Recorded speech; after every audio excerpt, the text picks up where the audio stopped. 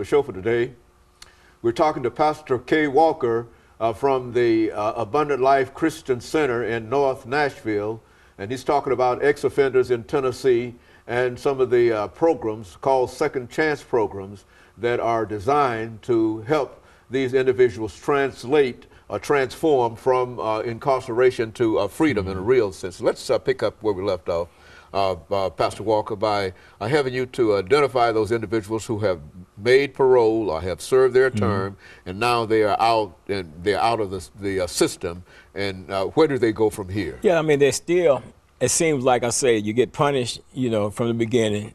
The purpose of incarceration is to punish and to rehabilitate. You go through the punishment by being incarcerated, you get rehabilitated while you're in there, then you're released, and then it's almost like the punishment phase kicks back in all over again, because of the fact is now, here I am, I'm out. And in a lot of cases, I might not even have an identification card. I understand the state is doing something in that particular area to ensure that inmates have ID cards when they come out of the system. I know the one that just recently got out, he didn't have one, but anyway, they're working on it. I think they've been working on this for quite a while, because I think we talked about this before, and they didn't come to any kind of conclusion in reference to it. I think they're actually doing it. I mean, you know, in some cases, like in everything, some things fall through the cracks and stuff like that, but I think the overall process is being done right now. It's happening.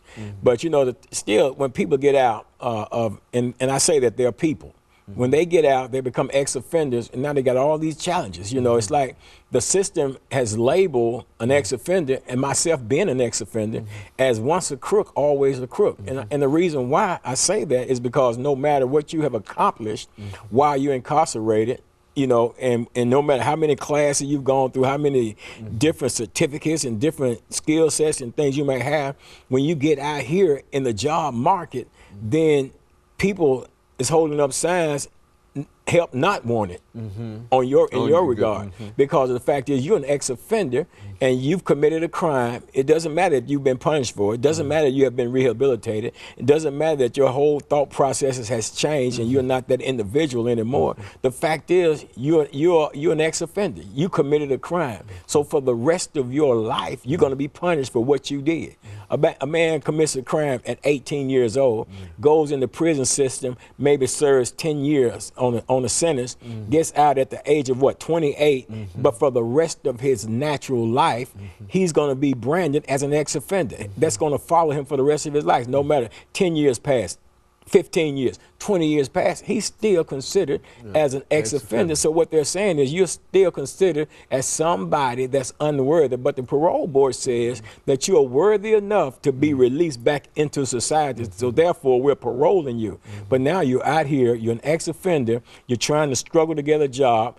I mean, the economy, the way that it is, I mean, people that are not ex-offenders are struggling to get a job. So you can imagine the magnitude of the challenge that an ex-offender is having in trying to find a job. But now you understand, Dr. Haney, these people got families.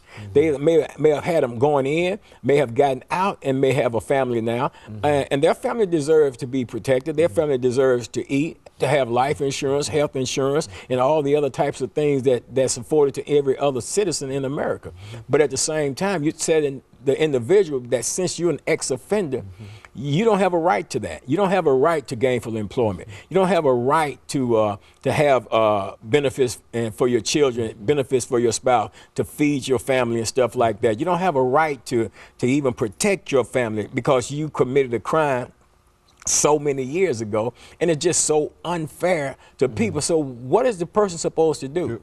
And then they want to always hold up this recidivism rate or this reincarceration rate, and then they want to hold that up not truthfully, because if the truth be told, over 52 or 53% of the people that reoffend or are reincarcerated for technical parole violation. And what I mean by that is they failed to report to their parole officer. They didn't find a job. They moved without letting their parole officer know. They went out of the county without letting a parole officer know. Those things like that, which are technical violations, but at the same time, the obstacle course is put before the individual coming out, and it's not enough done in the state legislative arena to make that different, you know, because I'm not understanding why I got to pay taxes, but I can't be treated as a citizen. You know, one of the things that you've indicated is that there's a general prejudice